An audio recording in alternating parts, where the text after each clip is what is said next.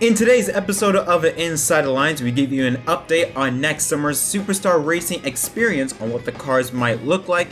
A former Indy 500 champion might be making a return to the series full-time next season, and Brad Keselowski is no longer on the market.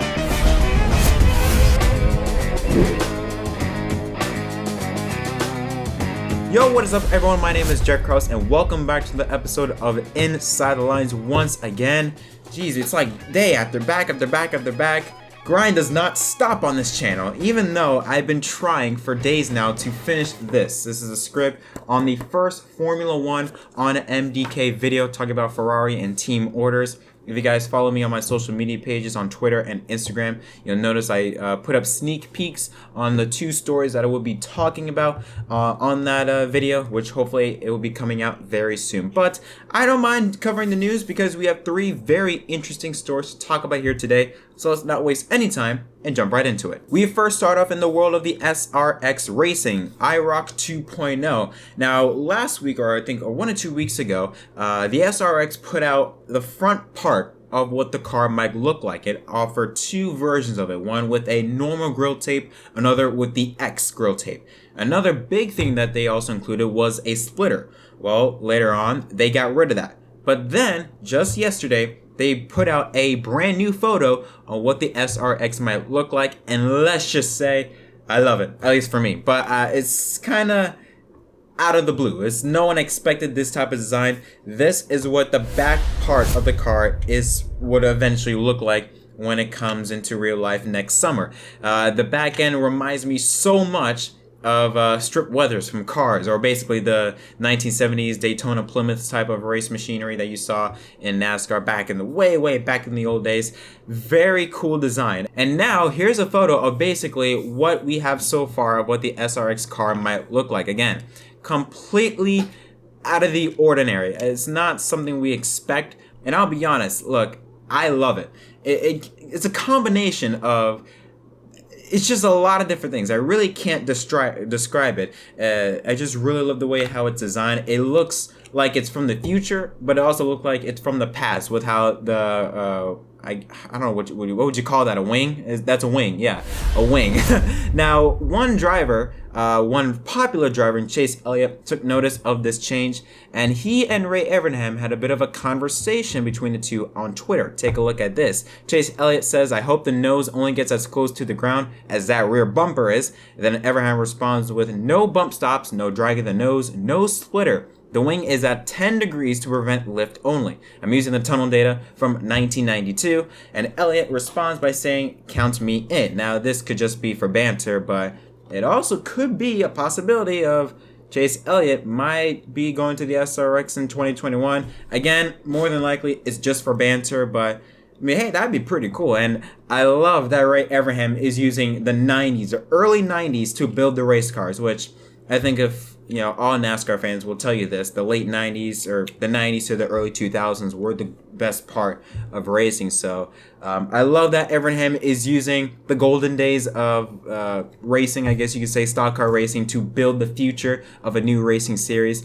I think it's super cool, and I am that much more excited for the SRX next summer. And with that, we turn from the SRX to the world of IndyCar. Now, for those of you that don't know, a few weeks ago, ARCA and Team Penske both basically announced that they were no longer going to work together at the conclusion of the 2020 season. And because of that, it left the future of Team Penske's time in IMSA very bleak. And as a result of that, people at Penske have told the drivers of Dane Cameron, Ricky Taylor, Juan Pablo Montoya, and specifically Helio Castroneves to go out there and you're free to find a ride elsewhere.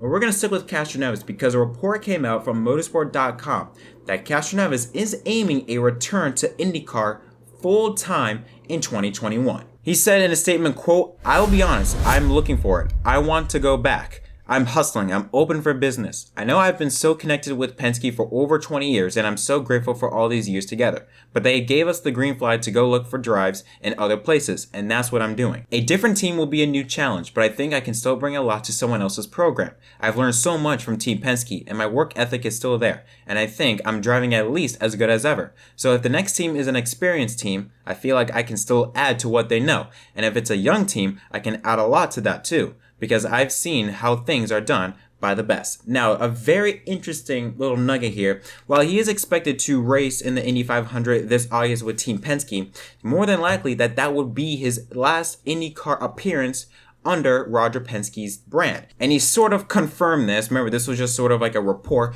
He basically confirmed it in this next quote. He said, "I don't think I will be back again with this team. No. Our partnership has been great. We won a lot of races together, and obviously I thank RP and Tim Cindric, the team president of Penske, for all these years, for all the success and opportunity, and friendship too, because we have a relationship not only inside the team, but also outside. With car dealerships, I can't thank them enough, and so this is not easy." Just to offer my thoughts on this, I think it would be great for Helio Castroneves to return to IndyCar. Again, it reminds me of Fernando Alonso returning to Renault. I think him and his experience with, his experience with IndyCar, and he knows how to put on a good program to go out there and win races. I think it'd be a great thing for Castroneves to come back full time. Are also one of the most popular drivers in IndyCar. I mean, even if you don't watch IndyCar, more than likely you know who Helio Castroneves is. So I was always a fan of Helio Castroneves, and whenever I would watch IndyCar, this was a point in time when I wasn't that much of a fan. In fact, the only race I would watch was the Indy 500, but whenever there was a race that would randomly turn on, I would always look for Castroneves as the driver that I would root for. So it would be great for Castroneves to come back to racing full time. And I think it'll also be pretty cool if he can come back and actually put up some numbers and show some performance on the racetrack. And we round out today's episode of Inside the Line, staying within the Team Penske camp. And we're going to be talking about Brad Keselowski. Ever since the start of the 2020 season, we were speculating whether Keselowski was going to stay with Team Penske or not. There's even some people, for some reason, speculating that Keselowski was going to go replace Johnson in the 48 car.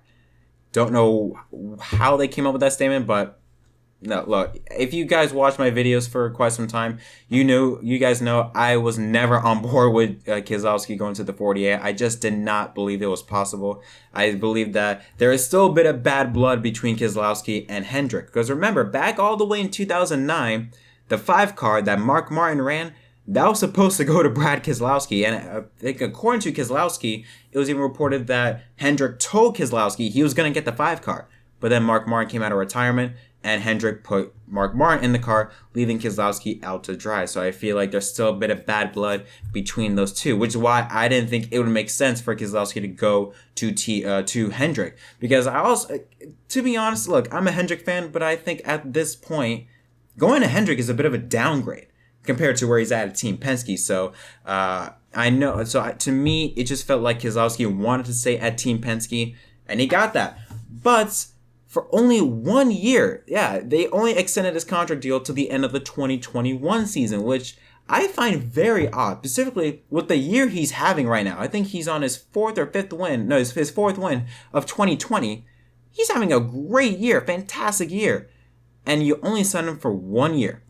This was sort of threw me off guard, which makes me come to two conclusions. Number one, maybe sponsorship issues, or maybe hey, let's see how 2021 goes, and if maybe more sponsors come in or something like that, maybe they can bank on a multi-year deal, because that's what I was expecting. And I think a lot of people were expecting if Keselowski were to re-sign with Penske, it was going to be a multi-year deal. But the fact that it's only 1 year could also tell me that potentially Keselowski could be keeping the seat warm for Austin Cindric. Remember, he's running an Xfinity Series, and he's been on a tear these past few weeks. I think he's won 3 races in a row or 4 races in a row. I could be wrong. But he's been on a tear in the Xfinity Series. And Penske, specifically Tim Cindric, the president of Team Penske, the father of Austin Cindric, they're going to try and push him into the Cup Series. Now, me as a race fan, I don't think Austin Cindric is cut out for the Cup Series. I think he's more for the road racing type of mentality, like the IMSA races and things like that. I don't see him as being a Cup driver, at least a successful Cup driver, but that could be a big possibility because I think Keselowski is the oldest driver in the Penske stable compared to Logano and Blaney. I won't be surprised if this 1 year deal could just be a sign of hey, we're going to keep you, but we're just keeping your seat warm for Austin Cindric for the future. That's what I think. Because, again, to me, it just doesn't make sense. Why a 1-year deal? With the season he's having right now, he's the best Penske driver right now. He's the only one that could arguably challenge Harvick and Hamlin for the title. And you're going to offer him a 1-year deal? I think I could be thinking about this way too much. It could be just simple 1-year deal, like with Eric Jones, just a 1-year deal. We'll see how it goes, and then we'll probably give you a multi-year deal in the future. But I don't know. To me, it is just very weird that Penske would only offer or would only come to a conclusion for 1 year. I feel like for a driver like Keselowski, who can still get the job done, we've seen in 2020, I think a multi-year wouldn't make sense, which is why I believe that they're just keeping the seat warm for Cindric in 2022. But that is my thoughts on it. Tell me in the comment section down below, what are you guys' thoughts on this story? Do you think this is setting up for Austin Cindric to move into the Cup Series in 2022?